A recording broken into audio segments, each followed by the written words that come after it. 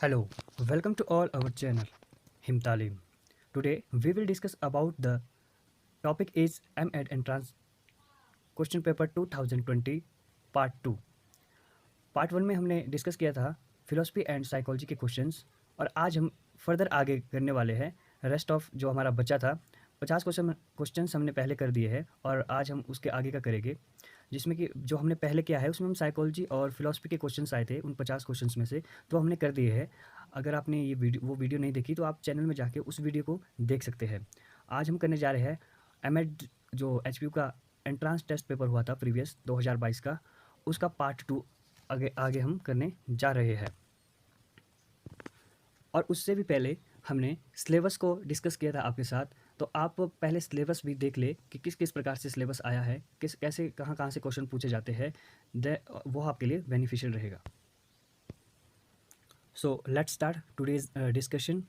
So our first question is ultraviolet rays of the sunlight result in formation of. कह रहा है कि सूर्य के प्रकाश की जो पराबैंगनी किरणें होती है उनका परिणाम क्या है और फॉर्मेशन क्या करती है वो। तो इसका जो आंसर रहेगा वो रहेगा आपका फ्लोराइड का निर्माण करती है। ठीक है, नेक्स्ट क्वेश्चन ये कह रहा है कि which of the following will not cause any atmospheric pollution. कि भाई इनमें से जो गैसें दी गई है कुछ एक, इसमें से ऐसी कौन सी गैस है जो वायुमंडल को जो है प्रदूषित नहीं करती। So this is very simple questions. Hydrogen जो है वो नहीं करती है हार्म हमारे पर्यावरण को। इसीलिए तो हम आजकल देखते हैं कि बहुत सारे व्हीकल आ रहे हैं जो कि हाइड्रोजन की मदद से चलते हैं। नेक्स्ट क्वेश्चन इज, इसमें कहा गया है कि जो ताजमहल है, ताजमहल को किसके प्रभाव से खतरा है। देखिए, ताजमहल को किसके प्रभाव से खतरा है ये कहा गया है इसके लिए। इसमें बहुत सिंपल है। देखिए, ताजमहल को जो है वो सल्फर डाइऑक्साइड से खतरा है। सल्फर डाइऑक्साइड जिसको कि हम एसिडिक रेन के रूप में भी जानते हैं। एसिडिक रेन होने के कारण जो है वो ताजमहल में जो धब्बे स्पॉट्स बनना शुरू हो जाते हैं। इसीलिए एसिडिक रेन यानी सल्फर डाइऑक्साइड से ताजमहल को खतरा है।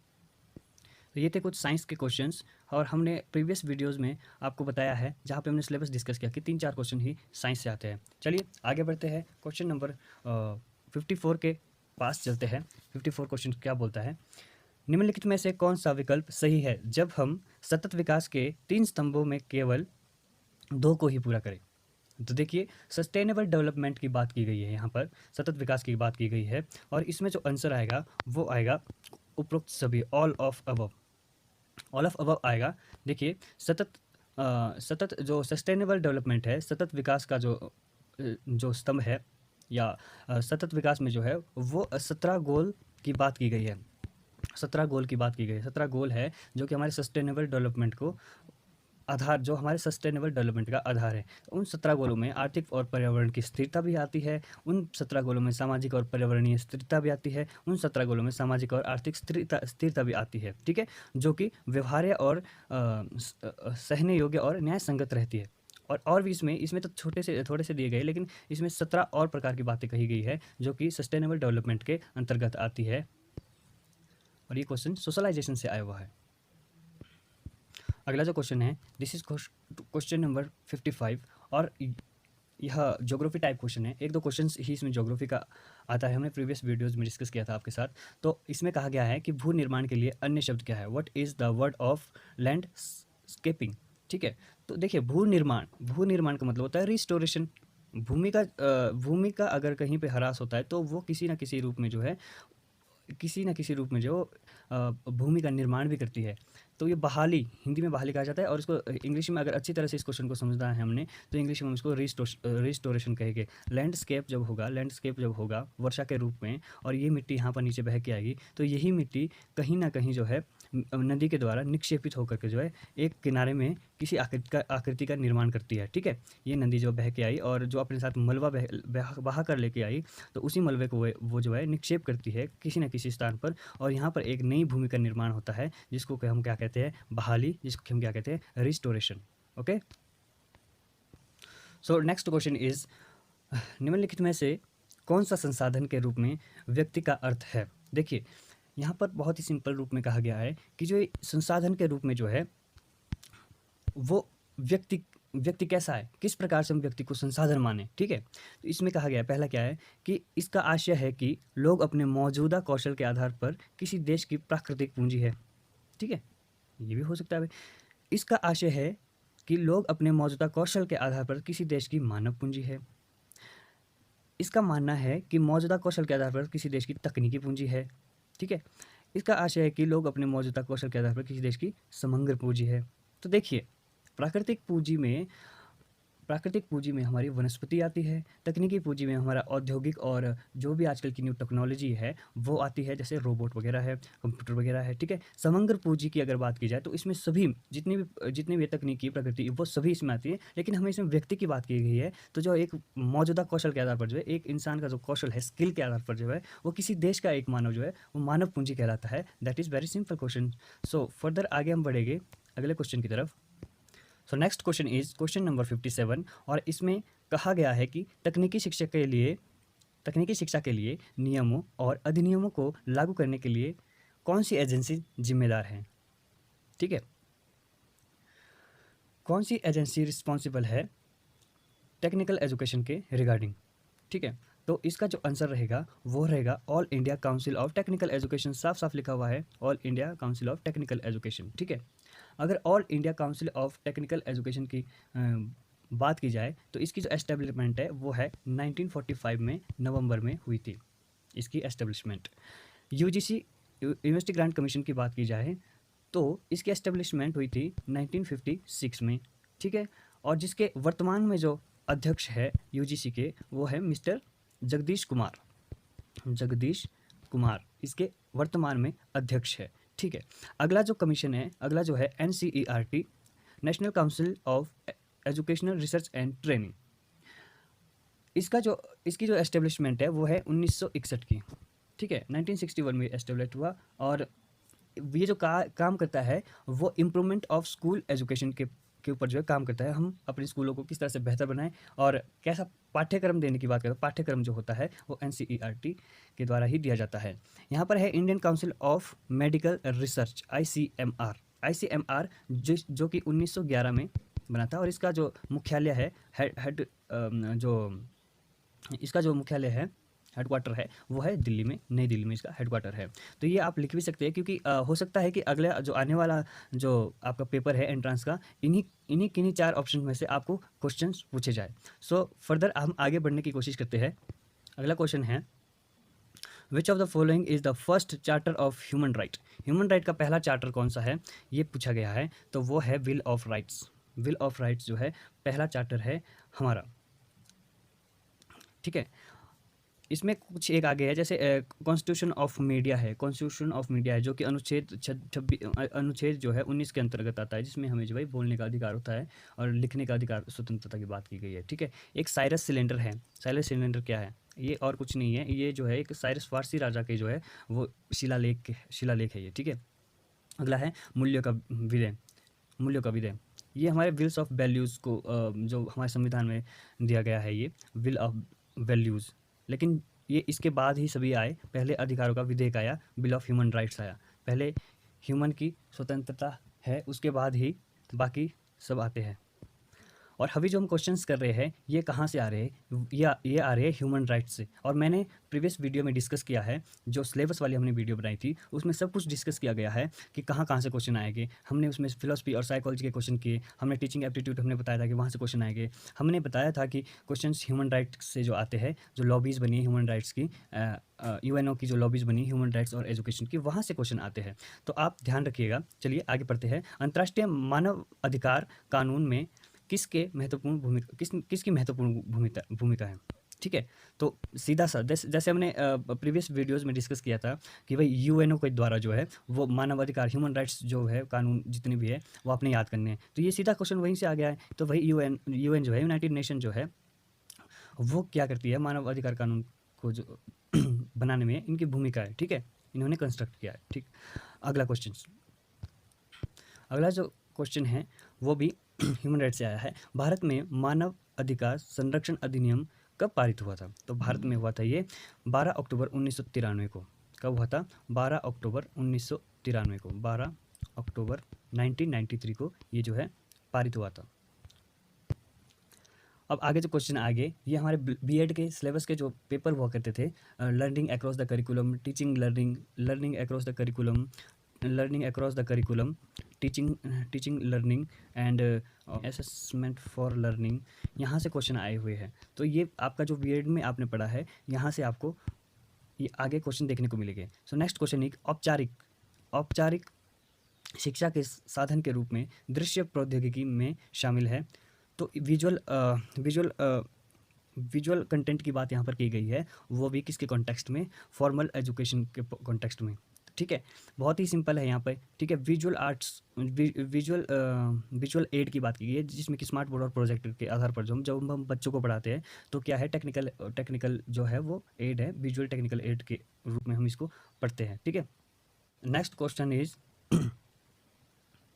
Eight authoritarian level teaching is, भाई अधिनायकवादी हो चाहे अथॉरिटेरियनवादी स्तर का शिक्षण है, वो कैसा शिक्षण है। तो देखो, अथॉरिटेरियन जिसकी अथॉरिटी चलती है टीचर की जो है कक्षा में, तो वो कैसा होगा, टीचर सेंटर्ड हो गया। ठीक है, तो टीचर सेंटर्ड इसका आंसर है। आगे हम बात करेंगे जो बाल केंद्रित शिक्षा है, चाइल्ड सेंटर्ड जो कॉन्सेप्ट है, वो हम आजकल फॉलो करते हैं कि भाई बच्चे को किसी भी प्रकार की प्रॉब्लम नहीं होनी चाहिए। A teacher is a facilitator. ठीक है, हम फैसिलिटेटर का काम करते हैं ताकि बच्चे के अंदर जो ज्ञान है उसको एनहांस किया जा सके। हम ये नहीं कहते कि बच्चे को कुछ नहीं आता। पहले कहा जाता था साइकोलॉजी में कि जो बच्चा है वो खाली स्लेट की तरह है, लेकिन आज के डेट में कॉन्सेप्ट चेंज हो गया है और आज कहा जाता है कि बच्चे के अंदर जो पोटेंशियलिटी है, बस हमें उसको क्या करना है, फैसिलिटेट करना है। वहीं से ये लाइन आती है कि टीचर इज़ अ फैसिलिटेटर। ठीक है, फैसिलिटेटर का काम करता है। ऐसा नहीं है कि भाई एक्सपीरियंस बेस्ड जो है वो अधिनायकवादी होते हैं। ठीक है, लेकिन इसमें ये ऑप्शन बहुत ही मेन है, बाल केंद्रित। हो सकता है आगे आने वाले फर्दर जो एग्जाम है, इन्हीं ऑप्शंस में से क्वेश्चन बनाकर जो है एंट्रेंस में डाले जाते हैं। तो आप ध्यान से पढ़िएगा, और जो हम ऑप्शंस को डिस्कस कर रहे हैं उनको थोड़ा ध्यान से आप लिख भी सकते हैं, और आई होप ये आपके लिए काफ़ी ज़्यादा बेनिफिशियल रहेंगे। अगला जो क्वेश्चन है वो है, शिक्षा में शिक्षक प्रभावशालीता बढ़ाने के लिए अंतःक्रिया विश्लेषण। देखो, सिंपल सी बात की गई है यहाँ पर। ठीक है, इसमें कहा गया है इंटरेक्शन एनालिसिस कैटेगरी सिस्टम। ठीक है, अंतःक्रिया विश्लेषण प्रणाली किसने दी है, तो इसका जो सही आंसर रहेगा वो रहेगा फ्लेंडर ने दी है भाई। फ्लेंडर ने, इसमें है क्या भाई, ये क्या है, ये अंतःक्रिया विश्लेषण प्रणाली। देखो, इसमें बात की गई है कि जो इस पर रूप में समझिए कि भाई जो हमारी क्लासेस में जो होता है, वहाँ पर जो है क्लास में होने वाली वस्तुनिष्ठ और व्यवस्थित निरीक्षण करने की व्यवस्था है। ठीक है, ताकि जो है क्लास जो है क्लास का जो माहौल जो है वो बहुत अच्छा बना रहे, टीचर्स जो है अपना कार्य बहुत अच्छे से करे। और ये जो है क्रिया विश्लेषण जो है किसके ऊपर लागू होती है, हेडमास्टर्स के ऊपर लागू रहती है। Next question it is question number 64, और इसमें कहा गया है कि निम्नलिखित में से कौन से शिक्षण अधिगम का स्तर नहीं है। ठीक है, which of the following is not level of teaching learning. ठीक है, तो ये हमारे जो क्वेश्चंस चले हुए वहीं से चले हुए हैं, जो हमने बीएड का सिलेबस जो पढ़ा था वहीं से आए हुए क्वेश्चन है। तो अधिगम जो टीचिंग लर्निंग हमारे पास एक जो सब्जेक्ट हुआ करता था, वहाँ से ये क्वेश्चन आया है, शिक्षण अधिगम का स्तर कौन सा नहीं है। ठीक है, तो बहुत सिंपल है भाई, क्या है, डिफ्रेंशिएशन लेवल। ठीक है, जो है अभी विभेदन, हमने टीचिंग इसमें क्या करना है, विभेदन नहीं करना है। ठीक है, मेमोरी लेवल इसमें आता है, रिफ्लेक्टिव लेवल इसमें आता है, और अंडरस्टैंडिंग लेवल इसमें आता है। ठीक है, मेमोरी लेवल मतलब जब हम पढ़ाते हैं अधिगम लर्निंग जो है हमारी मेमोरी के थ्रू होती है। मेमोरी के थ्रू होती है तो हम इसमें चिंतन भी करते हैं, रिफ्लेक्ट होता है वो हमारे दिमाग में।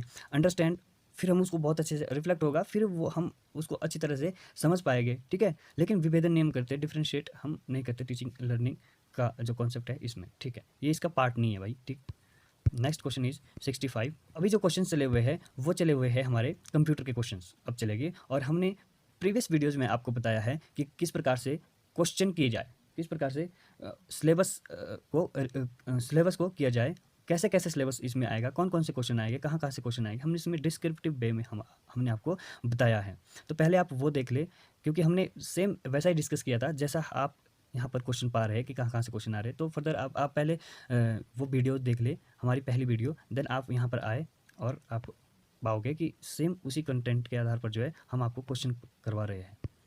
अगला जो क्वेश्चन है इसमें कहा गया है, the determinant of teaching skill training is, क्या है भाई टीचिंग स्किल के जो है डिटरमिनेंट्स क्या रहते हैं।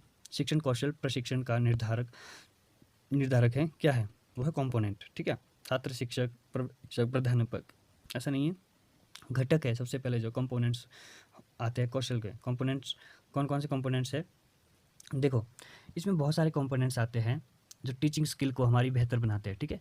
टीचिंग स्किल को हमारी बेहतर बनाते हैं, जिसमें कि प्रेजेंटेशन हो गया, ठीक है, मॉडलिंग हो गया। मॉडलिंग वो वाली नहीं जो हम रैंप पे करते हैं, मॉडल्स जो हम बच्चों के लिए एक टीचिंग एड के रूप में ले जाते हैं। प्लानिंग हो गया कि भाई हम पहले प्लान करेंगे कि आप पढ़ाना है, फिर उसको जो है एक शेप देंगे, मॉडल बनाएंगे ताकि बच्चों को अच्छे से समझ आ सके। परफॉर्मेंस है आपकी, ठीक है, और आपका जो परफॉर्मेंस है आपकी, और आपका जो समझाने का तरीका है, जो आप जो जिससे आपको बच्चे को बहुत अच्छे से समझ आए, और उसके बाद बच्चे आपको क्या देंगे, फीडबैक देंगे। तो फीडबैक हो गया, प्रेजेंटेशन हो गया, मॉडलिंग हो गया, प्लानिंग हो गया, परफॉर्मेंस हो गया, ये क्या है, कंपोनेंट्स होते हैं शिक्षण कौशल प्रशिक्षण के, ठीक है। Next is question number 67, and question number 67 हमें क्या बताता है कि 1961 में किस विश्वविद्यालय में सूक्ष्म शिक्षण प्रणाली की शुरुआत हुई। हमने बीएड में क्या पढ़ा था, बीएड में हमने पढ़ा था माइक्रो टीचिंग को हमने पढ़ा था बीएड में। तो भाई माइक्रो टीचिंग को किसने बनाया था, ये भी तो बहुत बड़ा क्वेश्चन है। माइक्रो टीचिंग की इजाद किसने की थी, कौन था वो बंदा, कौन सी यूनिवर्सिटी थी, तो वो यूनिवर्सिटी थी आपकी स्टैनफोर्ड यूनिवर्सिटी जो है। इन्होंने जो है स्टैनफोर्ड यूनिवर्सिटी में जो एक प्रोफेसर हुआ करते थे जिनका नाम था डाइवट W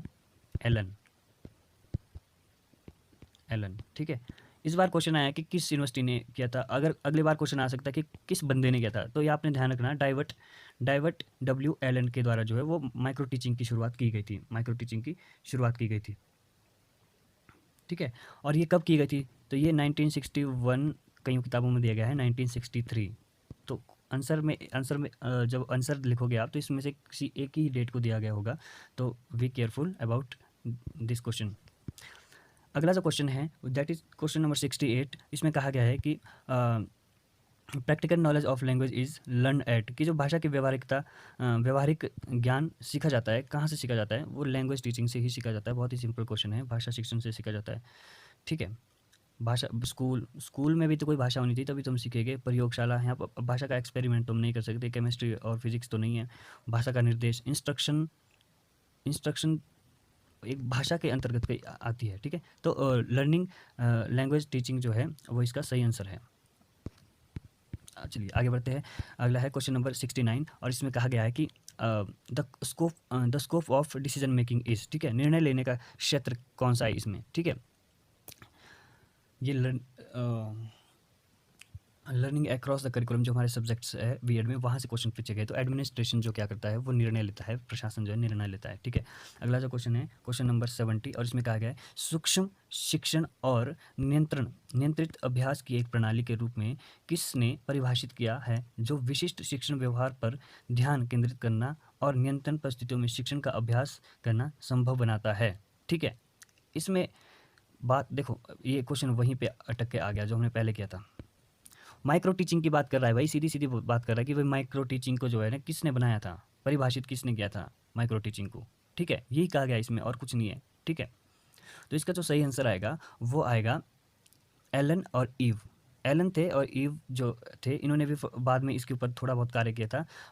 तो एलन और ईव ने जो है, एलन जो कि कौन सी यूनिवर्सिटी में पढ़ाते थे, वो पढ़ाते थे स्टैनफोर्ड यूनिवर्सिटी के जो अध्यापक थे ये एलन, ठीक है। तो ये आपका यहाँ पे क्वेश्चन आ गया सही। अगला जो क्वेश्चन है वो करेंगे हम, what is the objective of educational technology. Education technology के ऑब्जेक्टिव क्या है, शैक्षिक प्रौद्योगिकी का उद्देश्य क्या है। तो शैक्षिक प्रौद्योगिकी का उद्देश्य है शिक्षण और सीखने के तरीकों को विकसित करने के लिए, ठीक है। जो कि भाई पढ़ाना और जो बच्चे सीख रहे हैं उनके तरीकों को विकसित करना ही इनके एम ऑब्जेक्टिव है, ठीक है, शिक्षण प्रौद्योगिकी के, ठीक है। अगला क्वेश्चन करते हैं क्वेश्चन नंबर 72, और ये आपका CDP से आया हुआ है, चाइल्डहुड एड डेवलपमेंट से आया हुआ है। इसमें कहा गया है कि अभिक्रमित अनुदेशन संबंधित है, programmed instruction is associated with, वो है ऑपरेंट कंडीशनिंग से। इसका जो आंसर आएगा वो आएगा ऑपरेंट कंडीशनिंग क्रियासुप्त सिद्धांत, जो कि किसका है? ये है हमारे बिहेवियरिस्ट। बिहेवियरिस्ट कौन है? स्किनर, ठीक है। ऑपरेंट कंडीशनिंग का सिद्धांत इन्होंने दिया था, जिसमें कि इन्होंने चूहे का प्रयोग किया था, कबूतर का प्रयोग किया था, ठीक है। और एक उन्होंने इसके माध्यम से जो है ऑपरेंट कंडीशनिंग उसको ऑपरेट इस तरह से किया कि भाई एक स्टिमुलस जो है वो तैयार किया और चूहे को जो है ट्रेन किया कि भाई जैसे उसको भूख लगे तो वो उस ट्रैक पे जाए, और ट्रैक पे एक ऐसी ऑब्स्ट्रक्ट लगा होता था जिसके ऊपर अगर उसका पैर जाता था तो वो दरवाज़ा खुल जाता था, तो उसको खाना मिल जाता था, ठीक है। ये थ्योरीज आप बहुत अच्छी तरीके से एमएड में आकर पढ़ोगे, तो मैं थोड़ा बहुत बड़ा बड़ा बताता हूँ आपको, ताकि हमारा जल्दी से क्वेश्चन पेपर भी सॉल्व हो जाए। अगली जो है classical conditioning theory. Classical conditioning जो थ्योरी है आपकी, वो दी थी आपकी पेवलोव ने। सॉरी, क्लासिकल कंडीशनिंग जो थ्योरी जो आपकी, वो किसने दी थी? पेवलोव ने दी थी। पेवलोव ने दी थी, जिसमें इन्होंने कुत्ते का प्रयोग किया था, ठीक है। Trial and error theory, trial and error जो थ्योरी थी वो थी थॉर्नडाइक की, ठीक है। ट्रायल और एरर, जिसमें इन्होंने क्या किया था? बिल्ली का प्रयोग किया था, ठीक है। और जो है आपकी इनसाइट थ्योरी है वो किसकी थी? वो थी पेवलोव की, जिन्होंने क्लासिकल कंडीशनिंग थ्योरी दी थी। ये भी किसकी थी? पेवलोव की, ठीक। मतलब ये theory classical conditioning and insight theory जो वे पेवलोव के द्वारा दी गई थी। ट्रायल और एरर जो है थॉर्नडाइक के द्वारा दी गई थी। ऑपरेंट कंडीशन थ्योरी जो है वो स्किनर के द्वारा दी गई थी, ठीक है। सिंपल से हम थोड़ा बहुत इसमें ऐसे भी याद रख सकते हैं कि जो जब हम पढ़ते हैं तो हमने ऐसा भी पढ़ा है कि भाई पेवलोव का कुत्ता, स्किनर का चूहा और थॉर्नडाइक की बिल्ली। क्योंकि बहुत बार ऐसा पूछा जाता है कि किस मनोवैज्ञानिक ने जो है किस जानवर का प्रयोग किया था अपने सिद्धांत को जो है वो बनाने में, जो किस जानवर का प्रयोग किया था। चलिए आगे बढ़ते हैं क्वेश्चन नंबर 73 के ऊपर, जिसमें कहा गया कि सूक्ष्म शिक्षण की शुरुआत हुई कब से हुई? सूक्ष्म शिक्षण की शुरुआत जो होती है वो होती है 1920 से। माइक्रो टीचिंग स्टार्ट कब? 1920 माइक्रो टीचिंग। चलिए आगे बढ़ते हैं अगले क्वेश्चन की तरफ। और अगला क्वेश्चन है हमारा, निम्नलिखित में से कौन सी शिक्षण की सर्वोत्तम विधि है? ठीक है भाई, टीचिंग करने की सबसे महत्वपूर्ण मेथड कौन सा है? तो वो डिस्कशन मेथड है, हमारा डिस्कशन मेथड है। प्रदर्शन नहीं, कथन व्याख्यान तो वो टीचर सेंटर्ड हो गया। प्रदर्शन जो है वो सिर्फ हम इसमें देखेंगे, लेकिन डिस्कशन जो है, डिस्कशन से क्या होगा कि टीचर और स्टूडेंट के बीच वार्तालाप होगा, बातचीत होगी, और डिस्कशन के थ्रू जो वो अच्छा सीखने का मौका मिलेगा, ठीक है। अगला जो क्वेश्चन है वो है, संचार शब्द की व्युत्पत्ति हुई है कौन से शब्द का? जो ये है कम्युनिकेशन जो वर्ड है वो कहाँ से आया गया? तो दैट इज़ लैटिन वर्ड। अगला जो क्वेश्चन है दैट इज क्वेश्चन नंबर 76, और वो बताता है कि स्कूल की बजट में शामिल क्या है, ठीक है। ये क्वेश्चन हमारे लर्निंग अक्रॉस द करिकुलम जो बीएड का सिलेबस है वहाँ से आ रहे हैं, और जो स्कूल के बजट में शामिल जो होता है वो ये दोनों होते हैं, गैर विकास व्यय और विकास व्यय, ठीक है। जिसमें कि हम क्वेश्चन नंबर सी को सही मानेंगे। अगला जो क्वेश्चन है दैट इज़ क्वेश्चन नंबर 77, और इसमें कहा गया है कि नई भर्ती के मामले में परिवीक्षा अवधि क्या है? प्रोबेशन पीरियड क्या है भाई? आजकल प्रोबेशन पीरियड देखो, पहले तो पाँच साल का हुआ करता था प्रोबेशन पीरियड, ठीक है। उसके बाद जो है फिर 3 साल का हुआ करता था, और अभी जो करंट में चला हुआ है वो 2 साल का होता है। प्रोबेशन पीरियड 2 साल का है वर्तमान टाइम में, और सरकार शायद इसमें प्रयास कर रही है कि इसको और बढ़ाया जाए और इसको 4 साल का किया जाए प्रोबेशन पीरियड, ठीक है। मतलब जिसको हम बोलते हैं अपनी भाषा में कच्ची नौकरी और पक्की नौकरी। तो 2 साल आजकल है कच्ची नौकरी, उसके बाद जब रेगुलर हो जाती है तो वो होती है पक्की नौकरी, ठीक। अगर क्वेश्चन नंबर 78 में हम जाएंगे तो उसमें कहा गया है कि एक सिस्टम के सबसे छोटे परस्पर क्रिया करने वाले भाग को कहते हैं कि जब एक जो स्मॉलेस्ट जो है पार्ट कौन सा है सिस्टम का, तो वो घटक है, कंपोनेंट है, सबसे छोटा पार्ट, ठीक है, सिस्टम का। कौन से स्मॉलेस्ट पार्ट? कंप्यूटर सिस्टम का बोल रहे, क्योंकि एक क्वेश्चन जो ICT से आया हुआ है, ठीक है। अगला जो क्वेश्चन है वो है हमारा क्वेश्चन नंबर 79, और इसमें कहा गया है कि ADP is abbreviation of. ADP क्या है भाई? Stands for, ADP stands for, so ADP stands for annual development programme, जो कि स्कूलों में चलता है, एनुअल डेवलपमेंट प्रोग्राम, वार्षिक विकास। क्वेश्चन है क्वेश्चन नंबर 80, कौन सा एक अच्छी समय सारणी का सिद्धांत नहीं है? ठीक है, बहुत सिंपल है, ठीक है। समय सारणी जो है, टाइम टेबल जो हमारा कैसा होना चाहिए? देखो वो लचीला होना चाहिए, ऐसा नहीं होना चाहिए कि बच्चे बोर हो जाए, और जो उसमें जो है वेराइटी होनी चाहिए, ठीक है, अलग अलग प्रकार से वो वेराइटी होनी चाहिए। ऐसा नहीं कि भाई एक सब्जेक्ट ऐसे हो कि भाई बोर हो जाए बच्चे, ठीक है। और प्रयासों का समन्वय हो उसमें, ठीक है। मतलब ये हो हमारा उसमें क्या हो कोऑर्डिनेशन ऑफ एफर्ट्स हो, और इसमें होना क्या नहीं चाहिए, निर्दयी गुरु होने चाहिए, रूथलेस मास्टर्स नहीं होने चाहिए। ठीक है, तो इसमें जो है कौन सा सिद्धांत होना चाहिए, डी वाला सिद्धांत नहीं होना चाहिए। अगला क्वेश्चन है क्वेश्चन नंबर 81, और ये क्वेश्चन बता रहा है कि सत्ता एक या कुछ लोगों के हाथों में केंद्रित होती है तो उसे क्या कहते हैं।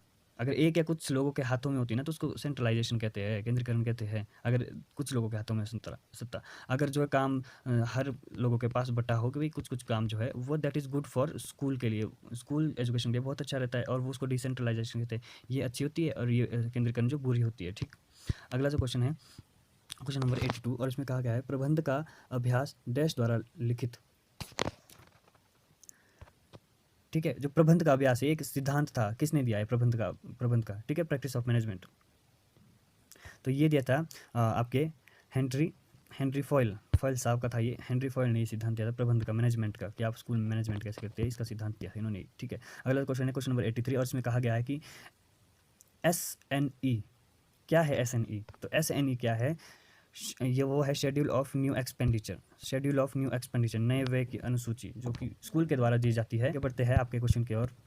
अगला क्वेश्चन है आपका वेतन पत्र का उपयोग किया जाता है। वेतन पत्र का उपयोग किसके लिए किया जाता है, तो बहुत आसान है यार, वेतन पत्र का उपयोग सैलरी के लिए किया जाता है, वेतन वितरण के लिए किया जाता है, डिस्ट्रीब्यूशन ऑफ सैलरी के लिए किया जाता है। अगला जो क्वेश्चन है वो है क्वेश्चन नंबर 85, और इसमें कहा गया है संगठनात्मक संसाधन उत्पादकता के में किस सीमा तक योगदान करते हैं। ठीक है, इसमें कहा गया है कि organisational resource contribute to productivity, किस सीमा तक योगदान करते हैं, तो भाई बात आ रही है उत्पादकता की। ठीक है, तो वो उत्पादकता की सीमा तक ही रहेगी, प्रोडक्शन की बात आई तो प्रोडक्शन तक ही जो है वो योगदान करते हैं। अगले क्वेश्चन है क्वेश्चन नंबर 86, और इसमें कहा गया है शिक्षक के विकास में समन्वय, प्रेरणा और निर्देशन का उद्देश्य है। क्या है, देखो शिक्षक के विकास में जो है समन्वय, निर्देशन, और इसका एम क्या है, वो है प्रबंधन है, इसको प्रबंधन ही कहते हैं। ठीक है, समन्वय, प्रेरणा, निर्देशन, तो ये प्रबंध का पार्ट है, मैनेजमेंट का पार्ट है। ठीक है, अगला क्वेश्चन है 87, जिसमें कहा गया है निम्न क्षेत्र में सबसे विस्तृत क्या है, कि भाई कुछ नीचे क्षेत्र दे गए, इसमें सबसे विस्तृत क्या है, जो कि इन सभी को जो है मैंने बोला था कि इसमें ऐसा लगता है कई बार ऐसे क्वेश्चन आते हैं कि सारे आंसर हमें ऑप्शन लगते हैं कि ये सभी सही है, लेकिन उनमें से एक ऑप्शन ऐसा होगा जो इनको सबको अपने अंदर समाहित करेगा। ठीक है, तो इसमें सबसे विस्तृत है इवेल्युएशन मतलब मूल्यांकन, जो हम सबसे लास्ट में करते हैं, और मूल्यांकन के आधार पर हम देखते हैं, हम मूल्यांकन के आधार पर हम मापन करते हैं, हम आकलन भी करते हैं, और पहले तो परीक्षा होगी फिर मूल्यांकन होगा। ठीक है, तो सबसे ज़्यादा विस्तृत है वो मूल्यांकन है। 88 को हम देखेंगे तो इसमें कहा गया है कि इन multiple choice item the size of the items should be, कि भाई बहुविकल्पीय वस्तुओं का आकार कैसा होना चाहिए। ठीक है, तो वो अगर बहुविकल्पीय जो है वस्तु है तो वो हमारे पास मैनेजफुल होनी चाहिए, सार्थक होनी चाहिए। और अगला क्वेश्चन हम करने जा रहे हैं दैट इज क्वेश्चन नंबर 89, और इसमें कहा गया कि विनिर्देश की तालिका मदद करती है। टेबल ऑफ स्पेसिफिकेशन हेल्प्स किसके लिए, किस में कार्य करती है भाई, ये स्पेसिफिकेशन का जो टेबल है वो किस में हेल्प करता है, वो करता है टेस्ट डेवलपमेंट के लिए। ठीक है, ये रिसर्च का क्वेश्चन है, जो कि आप रिसर्च जो है वो पढ़े हुए आप, टॉपिक है एक जो पढ़ोगे आप एमएड में आकर के, वहाँ से क्वेश्चन दिया गया है। अगला जो क्वेश्चन है वो सिस्टम सिद्धांत मानता है। क्या मानता है भाई, सिस्टम हमने बहुत पढ़ा है, तेरा भी क्या सिस्टम है, तो ये सिस्टम से क्वेश्चन आया है। तो सिस्टम थ्योरी होल्ड्स दैट, किसे कहते हैं, सिस्टम थ्योरी क्या मानता है, तो सिस्टम थ्योरी मानता है प्रोडक्टिव, ये कहता है कि जो डिसेंट्रलाइजेशन है, ऑर्गेनाइजेशन है, वो प्रोडक्टिव होनी चाहिए, मोर प्रोडक्टिव होनी चाहिए, वो यही मानता है। विकेंद्रीकृत संगठन अधिक उत्पादक है, ये मानता है। चलो आगे बढ़ते हैं हम क्वेश्चन नंबर 91 की तरफ। और 91 क्या बताता है आपको कि टच इनपुट को पहचानने वाली स्क्रीन का नाम क्या है। बहुत सिंपल है भाई, टच स्क्रीन है। टच इनपुट को पहचानने वाली स्क्रीन का नाम क्या है, टच स्क्रीन है। जब टच कर रहे हैं हम, जैसे मैं ये देखो टच कर रहा हूँ, तो ये टच स्क्रीन का ही तो काम है। बहुत आसान क्वेश्चन है, आईसीटी से आया हुआ। अगला जो क्वेश्चन है वो है इसमें से कौन डीवीडी से अधिक डेटा संग्रहित करता है। डीवीडी आपने सुनी होगी, डीवीडी जो बहुत पहले आई थी, आजकल तो अब पेन ड्राइव का ज़माना है। तो डीवीडी में जो है सबसे अधिक डाटा जो है कहाँ संग्रहित होता है, इनमें से जो है, इनमें से कौन डीवीडी से अधिक, डीवीडी से भी ज़्यादा जो है डाटा कौन करता है एनहांस, वो करता है रेड डे डिस्क, वो करती है रेड डे डिस्क। ठीक है, ये कंप्यूटर से क्वेश्चन आए हुए हैं और आपने बेसिक कंप्यूटर पढ़ लेना है, आईसीटी जो हमने पढ़ा था बीएड में। अगला जो क्वेश्चन है, कंप्यूटर मॉनिटर पर दिखाए जाने वाले आउटपुट को क्या कहते हैं? ठीक है, उसको सॉफ्ट कॉपी कहते हैं। जो हमें दिखता है वो उसको हम सॉफ्ट कॉपी कहते हैं, और जब हम उसको प्रिंटिंग के आधार पर अपने पास रखते हैं प्रिंटिंग के रूप में, तो उसको हार्ड कॉपी कहते हैं। ठीक है, आगे अगला जो क्वेश्चन है वो है क्वेश्चन नंबर 94, और इसमें कहा गया है कि एमएस जो ऑफिस है, एमएस ऑफिस की एक विशेषता जो निश्चित अंतराल के बाद दस्तावेज को स्वचालित रूप से सहेजती है, वो क्या कहलाती है? ठीक है, तो देखो बहुत सिंपल है, इसमें आपने परेशान नहीं होना है। इसमें बहुत सिंपल कहा गया है कि जो एमएस वर्ड का जो है डॉक्यूमेंट जब ऑटोमेटिकली सेव हो जाता है ना, automatically creation interval is called. देखो एमएस वर्ड का जो ऐसा एमएस वर्ड को जब हम ऐसे छोड़ दे या बंद हो जाती है, लाइट चली गई, ठीक है, तो वो क्या हो जाएगा, उसमें हमें ज़रूरत नहीं रहती है कि भाई हमने इतना कुछ लिखा था और ख़राब हो गया, नहीं, वो ऑटो सेव हो जाता है। यही क्वेश्चन है, ये पूछा हुआ, ऑटो सेव हो जाता है। ठीक है, स्वचालित रूप से, स्वचालित रूप मतलब जब खुद ही वो सेव हो जाएगा, तो वो ऑटो सेव कहलाता है। ठीक है, अगला जो क्वेश्चन है 95, इसमें कहा गया है वर्कशीट पर कॉलम और पंक्ति के प्रतिच्छेदन को क्या कहते हैं? So instruction, what is the instruction of a column and a row on a worksheet called? इसको कहते हैं कॉलम, स्तंभ कहते हैं, इसको कॉलम कहते हैं। बहुत इजी क्वेश्चन है। अगला क्वेश्चन है दैट इज क्वेश्चन नंबर 96, और इसमें क्या पूछा गया है, हम यूजर अकाउंट का नाम कहाँ से बदल सकते हैं? यूजर अकाउंट का नाम कहाँ से बदल सकते हैं हम? तो यूजर अकाउंट का जो है वो हम कहाँ से नाम बदल सकते हैं? वो बदल सकते हैं हम कंट्रोल पैनल से बदल सकते हैं। कंट्रोल पैनल से हम यूजर अकाउंट का नाम बदल सकते हैं। अगला जो क्वेश्चन है और वो है हमारा क्वेश्चन नंबर 97, जिसमें कहा गया है इनमें से किसे रेड या राइट मेमोरी राइट मेमोरी कहते हैं? रीड या राइट मेमोरी किसे कहा जाता है? तो इसमें जो कहा जाता है हार्ड डिस्क को कहा जाता है रीड या राइट मेमोरी। ठीक है, अगला जो क्वेश्चन है दैट इज क्वेश्चन नंबर 98, और इसमें कहा गया है कंप्यूटर को दिए गए निर्देशों के सेट को क्या कहा जाता है? ठीक है, इंस्ट्रक्शंस जो देते हैं हम, कमांड देते हैं कंप्यूटर को, उस टर्म को क्या कहा जाता है? पहले ही बता दिया, आ गया, कमांड कहा जाता है। जब हम कमांड देते हो इंस्ट्रक्शन उसको, तो उसको क्या कहते हैं? कमांड कहा जाता है। चलो अगला जो क्वेश्चन है वो है question number 99, second last question है, जिसमें कहा गया है कि निम्नलिखित में से कौन सा अनुभाग स्लाइड लेआउट में मौजूद नहीं है? ठीक है, तो वो स्लाइड लेआउट में कौन सा नहीं है जिसके हम स्लाइडिंग नहीं बना सकते हैं? ठीक है, स्लाइडिंग कहाँ बनेगी? कंप्यूटर में बनेगी। ठीक है, तो देखो टाइटल भी हम दे सकते हैं कंप्यूटर में, तो वो स्लाइड करके ऊपर जाएगा। जैसे मैं करता हूँ, देखो ये स्लाइड हो रहा है, मान लो ये हमारा एक टाइटल है। ठीक है, मान लो ये हमारा टाइटल है जो हम आज सब्जेक्ट पढ़ा रहे हैं, तो ये स्लाइड होगा। ठीक है, तो ये देखो ये स्लाइड हो रहा है ऊपर को। ठीक है, सूची अभी स्लाइड हो जाती है, एनिमेशन भी स्लाइड ही है। ठीक है, लेकिन चार्ट को हम स्लाइड नहीं कर सकते ना, तो इसमें नहीं पूछा है, तो क्या है इसका आंसर? चार्ट आएगा। एंड लास्ट क्वेश्चन इज एक वर्ड प्रोसेसर का उपयोग किया जाता है। वर्ड प्रोसेसर का उपयोग किसके लिए किया जाता है? ये पूछा है, बहुत सिंपल है। तो वर्ड प्रोसेसर का उपयोग जो है टेक्स्ट लिखने के लिए किया जाता है, और टेक्स्ट को एडिट करने के लिए किया जाता है, प्रिंट टेक्स्ट के लिए किया जाता है। तो इसका आंसर आएगा उपयुक्त सभी। तो आज हमने डिस्कस कर लिया है पूरा क्वेश्चन एमएड का, जो कि पिछली बार का था, ये 2022 का, ये पार्ट 2 है। पार्ट 1 हमने पहली वीडियो में बनाया है, और उससे पहले भी हमने सिलेबस की एक वीडियो बनाई है, जिससे आपको वे और रास्ता पता लगेगा कि हमने किस और जाना है, कौन कौन से सब्जेक्ट पढ़ने हैं। So this is all about it. बने रहिए हमारे साथ, हम और भी हम इसमें डिस्कशन जो करेंगे क्वेश्चंस का, जो एमएड के पूछे गए हैं पिछले 3-4 साल के क्वेश्चंस को हम जो है वो डिस्कस करेंगे। सो बने रहिए हमारे साथ और हमें इजाज़त दीजिए, और प्लीज़ हमारे इस चैनल को सब्सक्राइब कीजिएगा अगर आपको बेनिफिशियल लगी ये वीडियो, और हमें सजेशन दीजिएगा कमेंट बॉक्स में, ताकि हम अपने में सुधार कर सके। धन्यवाद।